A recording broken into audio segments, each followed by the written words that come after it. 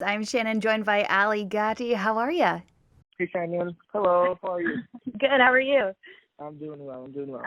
Good. I'm a really big fan, so I am so glad to have the chance to talk to you. Thank you so much. I appreciate that. How has isolation been going for you? How are you spending your time these days?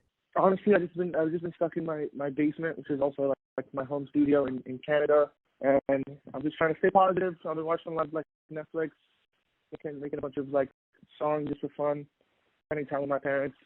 Nothing Nice. exciting. I'm going for walks. So you're spending your time in like your childhood home where you grew up with your parents? Yeah, which is Oh, awesome because like I don't always get to be home, so I'm happy that I get to spend a couple months with my family. Yeah, that's nice. And you're close to me then. I'm in Toronto too. Awesome. Yeah, no, I'm right there. I'm right by the highway.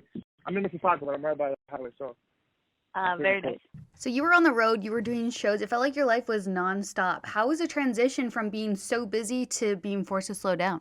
Well, look, the interesting thing is like I had never really done shows, and then I like literally just started. Like I think my first show was January 27th in Toronto, and then when the vibes got really bad, I was in Malaysia, and I had just finished my show in Malaysia, and it was like getting really bad where like everything else got canceled, and they're like everybody go home, and so it was weird because I was just about to start my first like real tour.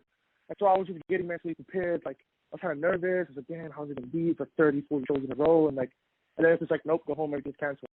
And so it was weird mentally at first, I think, because I was just confused. Like I was so prepared, and it's like I gotta just change my whole mindset.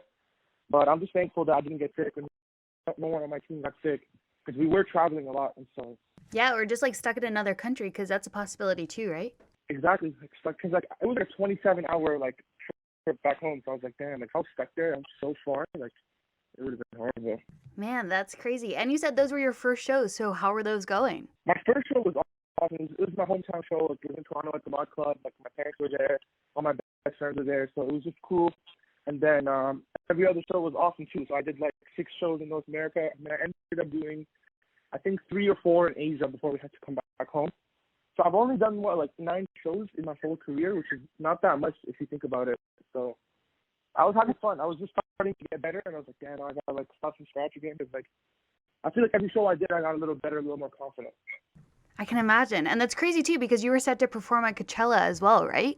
Yeah, that was another thing. Can we still expect you at the new dates that they have it rescheduled for? Yeah, I'm almost sure unless like something urgent happens, I wouldn't miss Coachella. But definitely not in my plans to miss Coachella. Yeah, so I want to talk a little bit about your fans. How is it, first of all, just to see so many people fall in love with your music, but also what's so unique about you is that so many people are using your songs to make TikToks. So how is it to see all that? Well, like before even like TikTok was really a big thing, I used to make like these videos on social media, like on Twitter and Instagram, and so I was used to the whole kind of like breaking records on social media. That was kind of my thing. But then when I released my song "It's You," well, not even when I released it, I just played it on Instagram Live. Someone recorded it, and then I don't know, somehow a month later it became this huge trend on TikTok. Yeah. That's when I kind of realized like, damn, there's like real power in social media. And I saw like what I think it was like hundreds of thousands of videos using my unreleased songs. So I was like, this is interesting. And so ever since then, I've kind of taken a little different approach on how I release music because I was like, TikTok is such an important platform right now, and it's kind of where all the kids' attention are. Hmm. And so I'm just happy that I had 2 songs become trends within like 6 months. Yeah. I'm really lucky and I'm really blessed for that. When it's you started blowing up like that, were you surprised by the success or were you like, okay, yeah, finally, people aren't just sleeping on me? So like when I made it to you, I had like a little buzz, you know. I think maybe I had like 100,000 followers, but I had really loyal fans, and so Yeah. I was like, when I made this song, I really did think like this is a really good song, and I was like super confident. But then it's always different to see like I just remember when it came out, and I think it did like 1.5 million the first day, and I was like, I think by like a couple of days later, I was like on the top 50 charts, and then like I seen other people's names like Drake and The Weeknd, and I'm like Post Malone, and I'm like, damn, like am I really like on the chart competing with these guys? And then I was just like, that's when it hit me, like damn, like I could really be as big of an artist as I dream to be, and just have to keep working hard. How important is it for you to have that mentality of success when going into everything that you've been going into in the music industry? I think it's most important because people don't understand. Like, sure, like It's You came after a week and it was a TikTok thing and it was huge, but like it was 4 or 5 years before It's You of like constant. I don't want to say failure, but constant, I guess, failure to be honest. And so it was like I had to be my biggest fan through all those years to get to that point to like really explode. So it's like there's like thousands of nights of failure for that one night of success. And so people need to remember, just you have to be your biggest fan. You have to keep hyping yourself up and telling yourself you're the greatest artist in the world, because you're not going to have fans to tell you that and remind you that. How do you keep that mentality to keep going when it's been years? Wouldn't you just feel discouraged?